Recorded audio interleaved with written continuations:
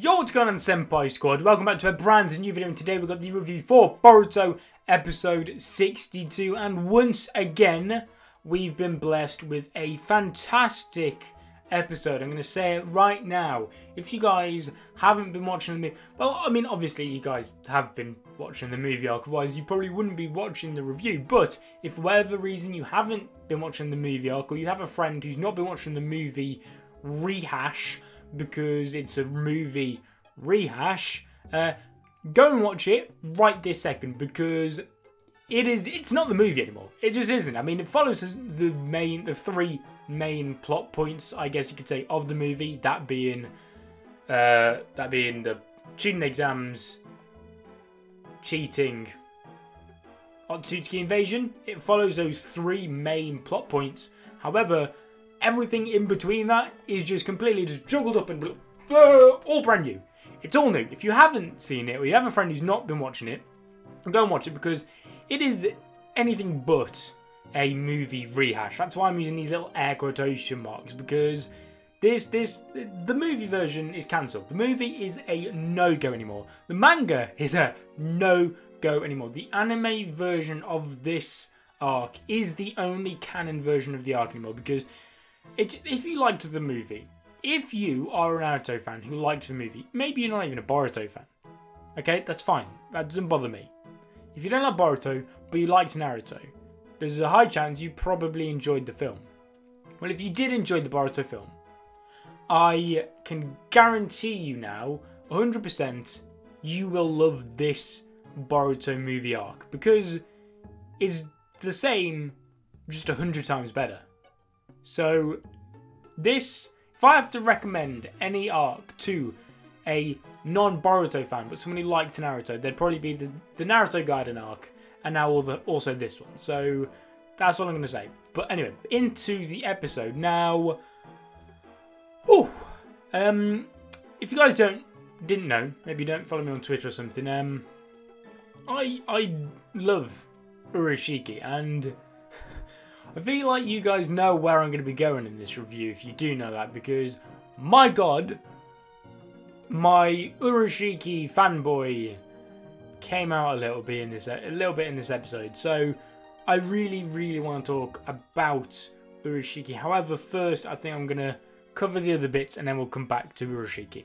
So then the episode started with us basically seeing where the last episode more or less left off, that being Naruto disqualifying Boruto, and I really quickly want to touch on that because I know this technically happened last week, but I personally am a bit in the middle with Naruto disqualifying Boruto, because I understand he did it and I'm glad he did it, but I just feel like the way he handled it could have been a little bit better, mainly because I wasn't a fan of Naruto explaining to literally everybody from not just the Leaf Village, but from other villages as well, in front of Kage, saying, yeah, he was disqualified for so and so and so and so and so. Because you'd think if anybody at all had any idea of how horrible it feels to live being looked down upon and just ridiculed and alone in the village, you'd think Naruto would be that guy. So why he's put Boruto in that same situation he was in, obviously it's not quite to such an extreme extent of what Naruto's childhood was like, but it's the same sort of concept. So I was surprised that Naruto was like that, but then it's not a huge deal. I'm glad that he disqualified Boruto and he was hard on him. I just think maybe he could have said Boruto's disqualified. He didn't have to go into any detail, but anyway, I just wanted to point out that I thought if anyone knew what it'd feel like to be alone in a village and looked down upon, I thought Naruto would be that guy. So I was a little bit surprised of how that happened. Like I said, that was mainly last week's episode. However, the Otsutsuki invasion, we got the Otsutsuki invasion in this episode. In fact, that's what the episode was called, I believe. So, Otsutsuki invasion.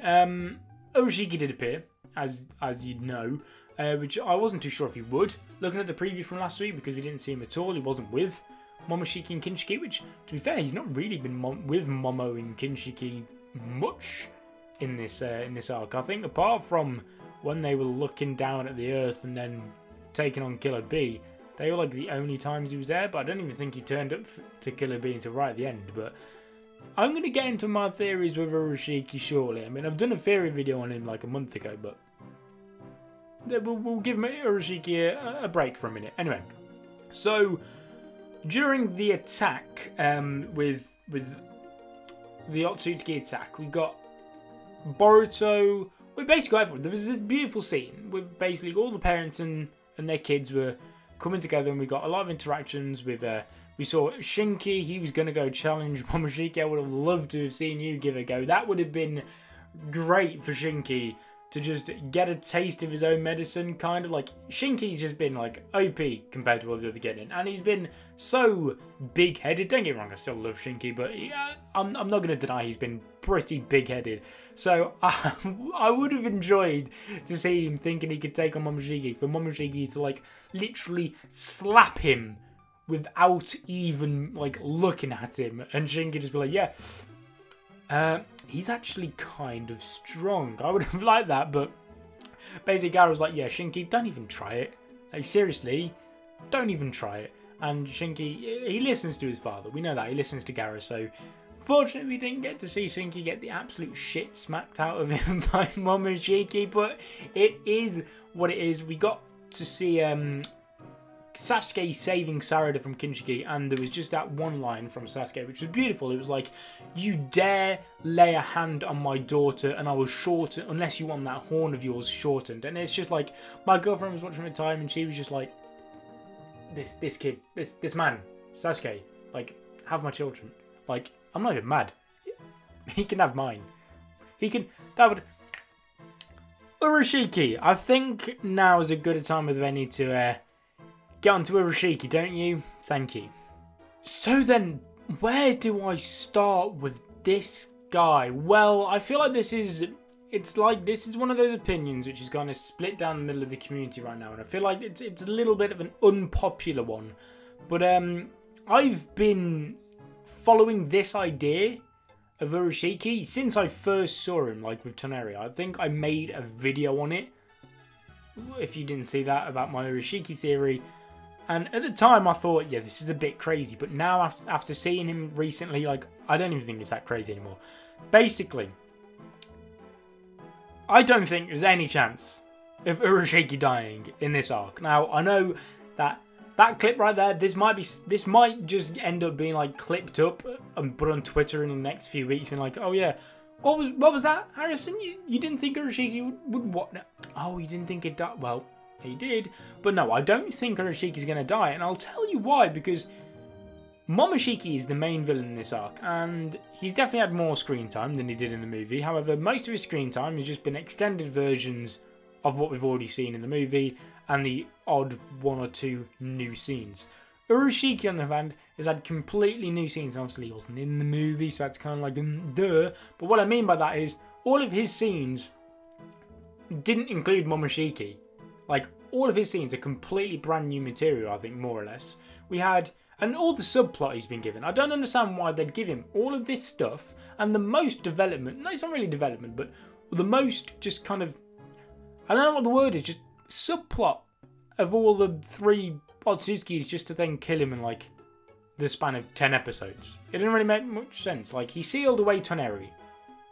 That is big. That's clearly, that has nothing to do with the mission he was given. He did that on his own accord. I don't even know if Momoshiki knew. So there's that.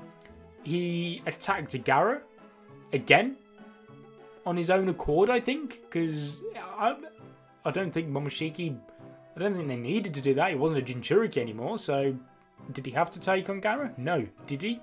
He still did it.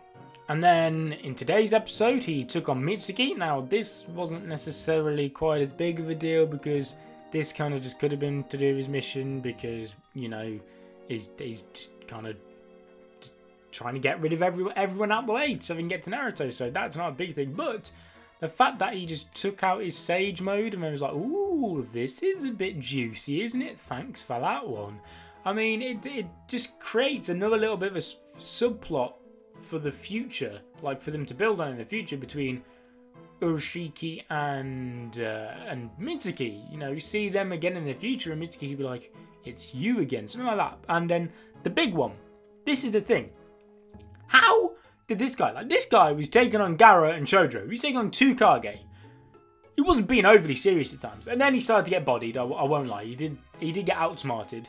But he was clearly playing about, in my opinion. I don't know if that's just me. I see some people like, why would he not go full force on them? Like, I think he was laughing. He was joking around a little bit. I mean, it was like a back and forth fight. First, Gara and Shodro would have the upper hand. Then Urashiki would all of a sudden swing around and be like, "Nope, I'll have the upper hand again." And then he got kind of outsmarted, and that was pretty cool. Gara and Shodro. However, this guy went from Byakugan, to a 6 Tomoe Rinnegan. What the fuck?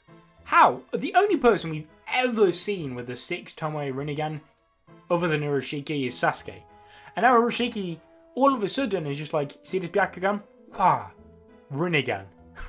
How?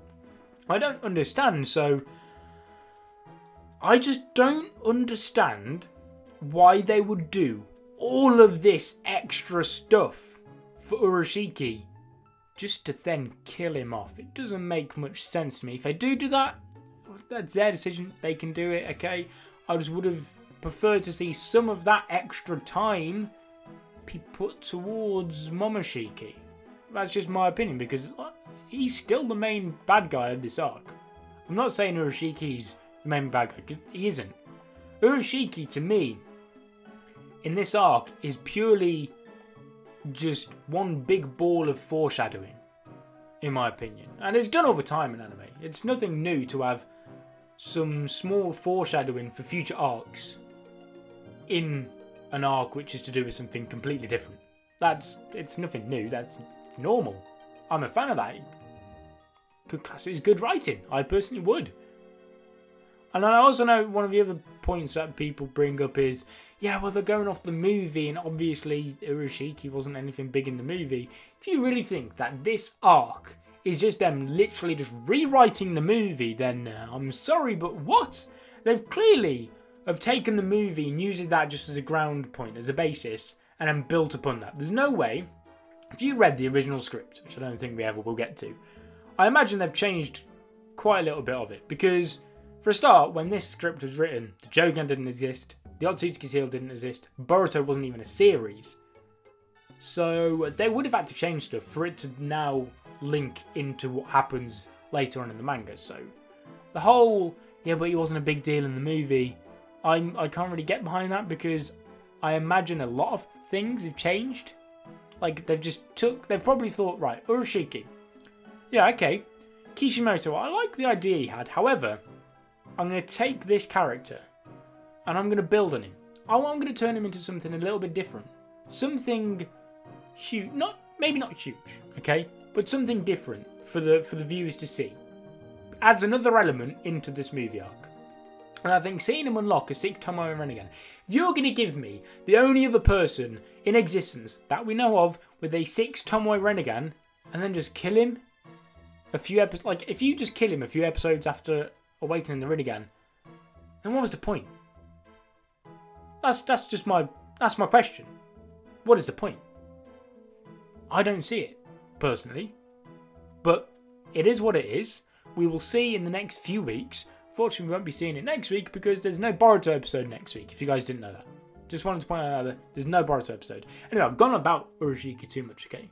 Guys, why didn't you calm me down? Comment down below. Harrison, stop talking about Urashiki now, please. Thank you. I want to see comments like that. Anyway, next up, boom, flashbacks. And there was a great scene. I mean, this scene, it almost brought a tear to my eye, I'm not going to lie. When Naruto was defending the village and everyone around could see that they knew what was going on. They knew that Naruto was, well, as far as they're aware, possibly going to die. Everyone stopped what they were doing and looking over to the Chunin Exams Arena. Everybody in the village. The Kage did it, the villagers did it, the Genin did it, And obviously Sasuke, Boruto and Sarada were there. And Naruto was just like, Sasuke, listen, take the kids to safety. And I was like, it's going to happen. Here it comes. And then just when it goes quiet and you just see Naruto look back and smile at Boruto. And Boruto just scream, Dad. It's just like, who's cutting them onions? Who's doing it? It's such a... And then seeing the flashbacks as well of Naruto and Boruto when they were younger, when Boruto was just a little kid and having so much fun together. It was so heartwarming and just such a wholesome scene. And it's one of those things. It's the type of thing they do when a character's gonna die. They're like, oh yeah, we're gonna kill him. So while we kill him, we're just going to throw all these really emotional bits at you just so you can shed a tear. You know, he's like, we might as well. So, I mean, obviously Naruto doesn't die, but it hits you hard. It really, really does hit you hard. Anyway, I think that's all for this episode. I'm trying to... Because before my episode reviews, I'd just literally dissect each scene that had happened. Like, I used to just be like, right, so Sarah did this, and then Boruto did this, and then Naruto was like, no. So I feel like I've been a little bit different in this episode review. I haven't really, have I? Thank you guys so much for watching. Leave a like on the video if you enjoyed. Comment down below. Let's get a discussion. Yeah, we'll go with it. We'll just go with it, okay? Comment down below. Let's get a discussion about this episode. I really want to know your thoughts and opinions. Subscribe if you're not ready to become a member of the Senpai Squad. I'll see you guys in another video. But until then, peace.